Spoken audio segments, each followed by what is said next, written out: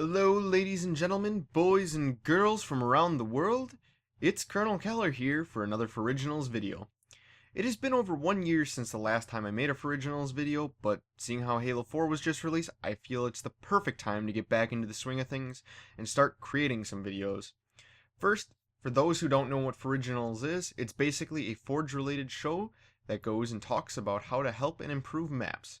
Just remember though that this show is another form of feedback, so the creators of the maps can take or leave anything I say. I am just doing this because I love making the show and helping out the Forge community. So, with that out of the way, let's hop right into the actual map we're going to review today. Today, we are reviewing the map Acolyte by Obi-Wan Kenobi. So, taking a quick look at the map, we can see that it's an inverse symmetrical map with 3 atriums and with 2 main walls separating each section. While the map remains quite flat, there are 2 levels in the map to traverse. At first glance, you can see that this is easily playing Capture the Flag or any 2-sided game type. But what did Obi-Wan Kenobi want us to look at? He writes in his Foriginals post, "Since I am a rookie in Forge, and I'm really looking for some feedback of which I haven't been able to receive any yet in my own maps thread.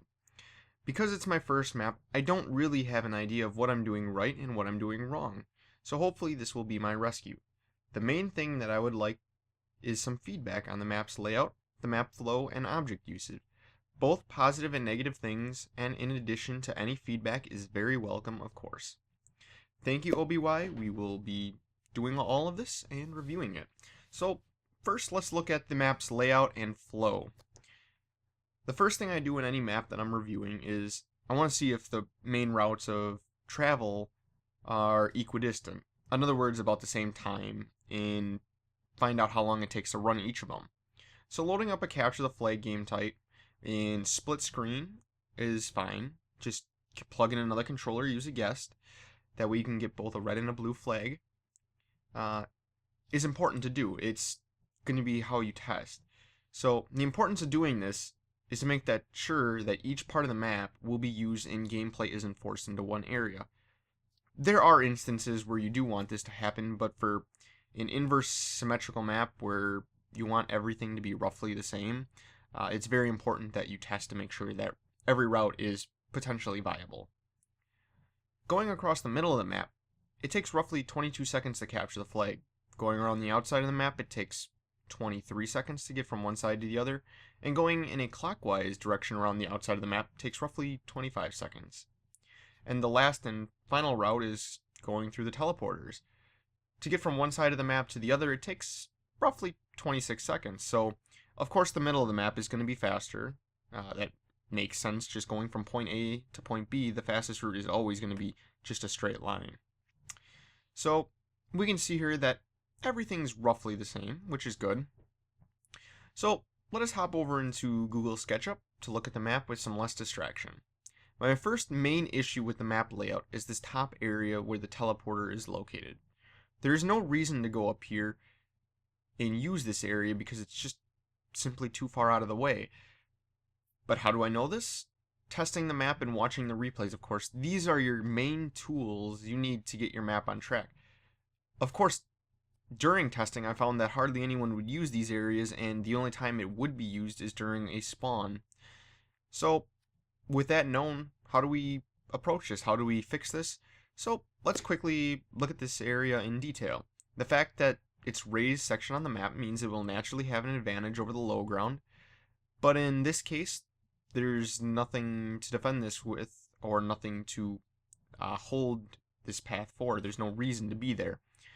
There's a doorway that is so far down from it that you can't get a proper line of sight on it, as well as the map provides enough cover from one base down the long hall that it naturally doesn't lend itself to holding it for that reason alone.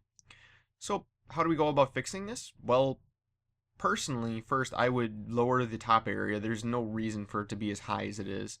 Also, lowering it allows for slightly longer lines of sight via the doorway and the long hall. I would also connect the top area of the floor from the top area in the middle atrium.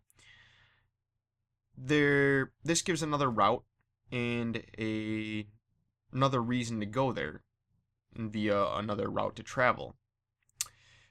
This will help give the map a new dynamic when trying to set up for a flag run as well, because it'll give people a reason to actually hold that area to set up down Long Haul. My final thought on the map's layout, though, is it's just too flat. With no elevation transitions on the main floor, it proceeds to have fairly uninteresting gameplay, where there is combat almost always at eye level. There are some shifts, like having an upper and lower deck, but for the most part, if you're fighting someone on the main floor, it's always going to be eye to eye. My suggestion is to either play around with raising or lowering the bases, finding out if there's some way to get elevation shifts in there. They don't have to be great. Even something lowering it half a unit where we have one Spartan fighting another one and you have to slightly look up or slightly look down is important, and it'll help make a new dynamic, more fun gameplay for the map. Now, Obi-Wan Kenobi asked about object usage, and personally, this map, Acolyte, feels like a Forge map. Now, you might be wondering, well, Colonel Keller, what do you mean by it feels like a Forge map? Of course it's a Forge map. Well, it feels like a Forge map because it looks like a Forge map. There are several things that you can do to tidy it up with some fine controls. I know there is no precision movement right now in Halo 4, and it's a pain in the butt to do, but it does help. You need to be doing this. For example, if you look closely around the map, you will find holes where you can see outside the map. There's also Z-fighting in several places that should be taken care of. And for those who don't actually know what Z-fighting is, it's short term used by forgers to describe when two objects' textures collide and cause them to fight one another for a dominant spot on top. This usually occurs when the Z-axis, the up and down axis, but it will also occur on the X and Y axis, going back and forth. Going back to the capture the flag clip, there was one capture where I actually couldn't get up on top of the flag, and I just couldn't walk the flag in. And this is a huge problem, because in a competitive game type like capture the flag, if you actually can't get the flag up and over that point, you don't score, and this can drastically affect the outcome of a game with 2-3 seconds left and if it's tied. So it is a very important thing to do, that you can just make sure you can just walk over it. And the way to get these bugs out is just to test. Things like this will occur, and they're relatively simple fixes if you just go in and fix that. And all this might just me being OCD or me being a stickler about every little detail. The thing is, this is what separates a good map from a great map. It takes time to repair these things, but if you do it and you actually take the time to do it, you will be in so much better shape than before. Also, just a side note, when you are trying to design a map, try to have a theme in mind for the map.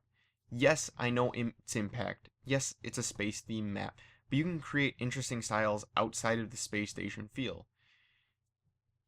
But make sure you're using every little object to your advantage. If you want the map to have a space station feel and feel like it's floating out in space, make sure you take the time to make it feel like that. And just one floating C-stack rock isn't going to do it. Right now, Acolyte feels like it has no themes and just a series of objects placed down to make geometry. The last thing in this section I want to cover is the use of the objects, colors, and the general idea of overcoloring. Try to use every object's color to your advantage, but don't overdo it. Personally, try to distinguish the floors in the wall. If one is dark, then the other should be light, and vice versa. Objects like UNSC Story 1 and 2 are great for dark flooring if used right. And on the same note, don't overcolor objects that are need to be. And this is something I can't stress enough. If an object is in a neutral area, either color it something neutral or don't color it at all. With the way that objects are colored in Halo 4, make sure you're not going overboard. Yes, I know it's a red base, but 5,000 lines of red aren't going to tell me that it's a red base any more than 3 lines of red. The idea behind this is having consistent object color and keeping a consistent theme with this. Personally, I like to use a band of red or blue or whatever color I'm using for that area and keep it at eye level with the player so it's constantly in view. Having thousands of lines going up and down are not going to help the map and progress the map any farther in saying, hey, this is red base, hey, this is blue base. Lights are also a generally good thing to use. Just make sure you're keeping up, not doing anything with over-coloring, because over-coloring, in my opinion, is worse than not coloring at all. So just keep that in mind when designing your maps. Another thing I want to address real quickly here is shadows. Personally, I like to see, because Halo 4 has dynamic lighting, and it's something that we're still relatively unaware of, but we have to get used to, and how to work with it and stuff, make sure that you have distinct areas. If you need to cover up one area of the map to make it more distinct from another, do that.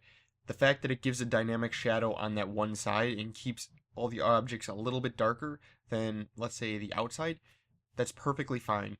For a map like Acolyte, I would love to see a roof over the two bases and then have that middle atrium opened up, or vice versa.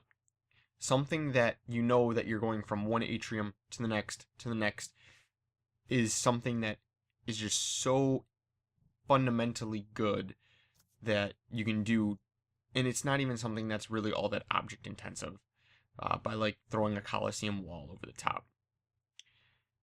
Things I really do like about Acolyte, though, in terms of geometry, are the weapon holders. While it's not necessarily needed in Halo 4, they do add a nice touch to the map, and in some areas they do stick out about a bit far, though. And my fear is that someone's gonna be backpedaling or backstrafing, and they're gonna catch themselves on one of those corners and get frustrated and die. Or die, then get frustrated, technically. But regardless, just keep this in mind when adding detailing things like this. Make sure there's no bumps, and you can't get hung up on it. Overall, for your first map, Obi-Y, I'm sorry, you're on a great start. You seem to understand some things quite well, and maybe you understand things that you didn't even know you understand. Personally, I would say reforge it, make some changes to the layout, use some new elevation shifts, and fix up the object uses. Clean it up, and you will have a great map. It's definitely a keeper. And guys, as always, this is Colonel Keller. I want to give a big shout out to Obi-Wan Kenobi for letting me review his map, Acolyte. As always, if you want me to review one of your maps, go post over in a thread on the Halo console. Just go over to www.haloconsole.com and make sure you click on the Forge Discussion tab and then look for the topic Foriginals. If you want to help me out with testing, make sure you post your gamer tag in that thread as well. If you have any questions on anything in the episode today, make sure you leave a comment below if you're watching my video on YouTube.